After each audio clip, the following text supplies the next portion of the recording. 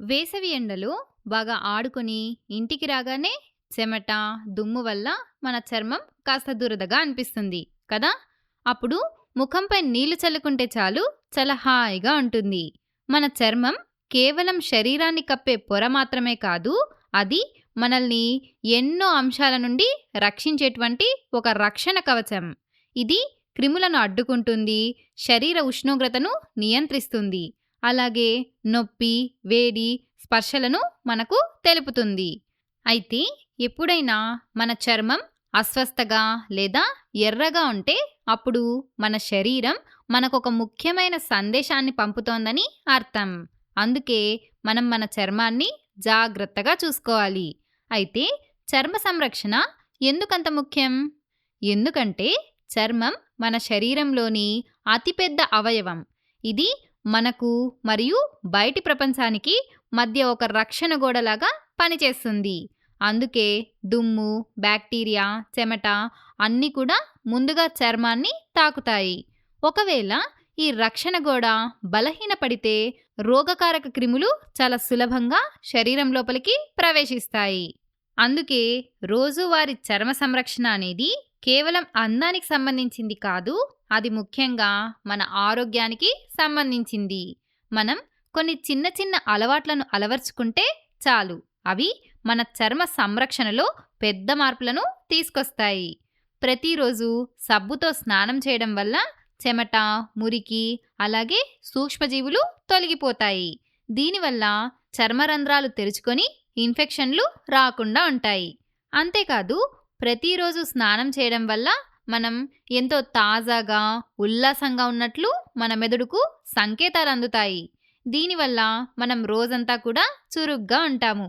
అలా కాకుండా శుభ్రతను నిర్లక్ష్యం చేస్తే మెదడుకు వ్యతిరేక సంకేతాలు వెళ్ళి మనం రోజంతా కూడా నీరసంగా ఉన్నట్లు అనిపిస్తుంది.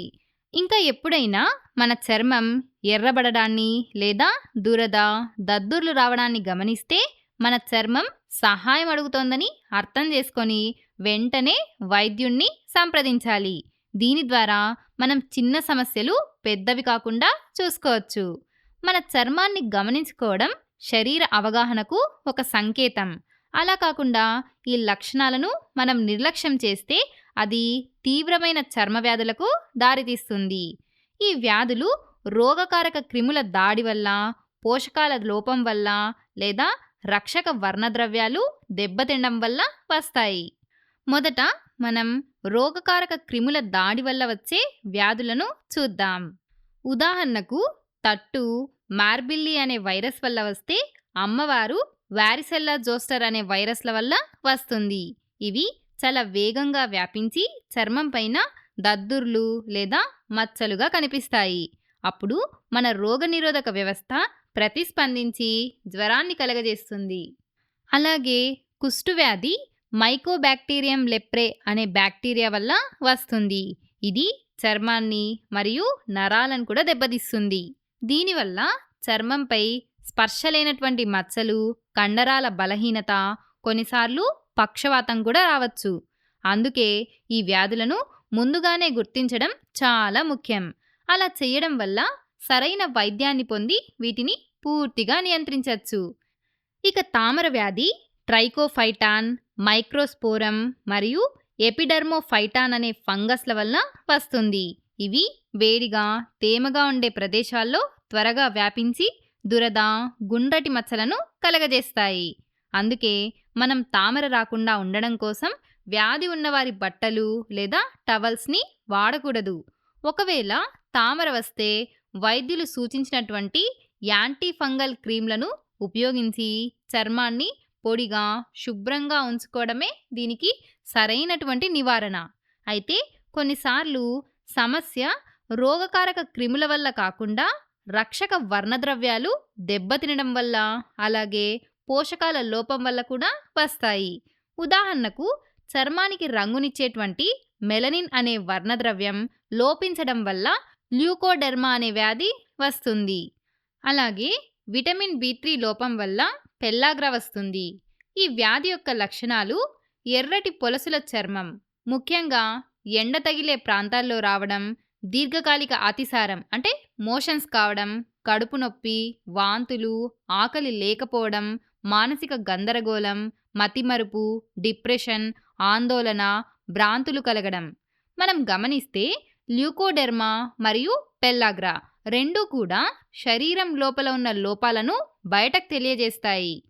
కాబట్టి ఇలాంటి చర్మ వ్యాధుల నుండి మనల్ని మనం కాపాడుకోవడం కోసం మంచి పోషకాలు కలిగినటువంటి ఆహారాన్ని తీసుకోవాలి. ఇంతే కాకుండా శిలీంధ్రాలు, బ్యాక్టీరియాల వల్ల వచ్చే వ్యాధుల నుండి రక్షణ కోసం బయట నుంచి వచ్చిన తర్వాత కాళ్ళు, చేతులు, ముఖాన్ని శుభ్రంగా కడుక్కోవాలి. అలాగే ప్రతిరోజు కూడా స్నానం చేయాలి. ఉతికిన దుస్తులను ధరించాలి. అవసరమైనప్పుడు వైద్యులను కూడా సంప్రదించాలి. సరే, ఒకసారి మనం ఇప్పటివరకు నేర్చుకున్న విషయాలను త్వరగా రివైజ్ చేసుకుందాం. చర్మం మనల్ని క్రిముల నుండి, గాయాల నుండి రక్షిస్తుంది. దద్దుర్లు లేదా దురదలను మనం ఎప్పుడూ కూడా నిర్లక్ష్యం చెయ్యకూడదు. ఒకవేళ మనం నిర్లక్ష్యం చేస్తే అవి చర్మ వ్యాధులుగా మారుతాయి. చర్మ వ్యాధులలో కొన్ని వైరస్, బ్యాక్టీరియా, ఫంగస్ వంటి రోగకారక క్రిముల వల్ల వస్తే, మరికొన్ని పోషకాల లోపం వల్ల, అలాగే రక్షక వర్ణద్రవ్యాలు దెబ్బతినడం వల్ల రావచ్చు. ఆరోగ్యకరమైన చర్మం ఆరోగ్యకరమైన శరీరానికి నిదర్శనం. మీ చర్మం మిమ్మల్ని కాపాడుతోంది. కాబట్టి మీ చర్మాన్ని మీరు జాగ్రత్తగా కాపాడుకోండి.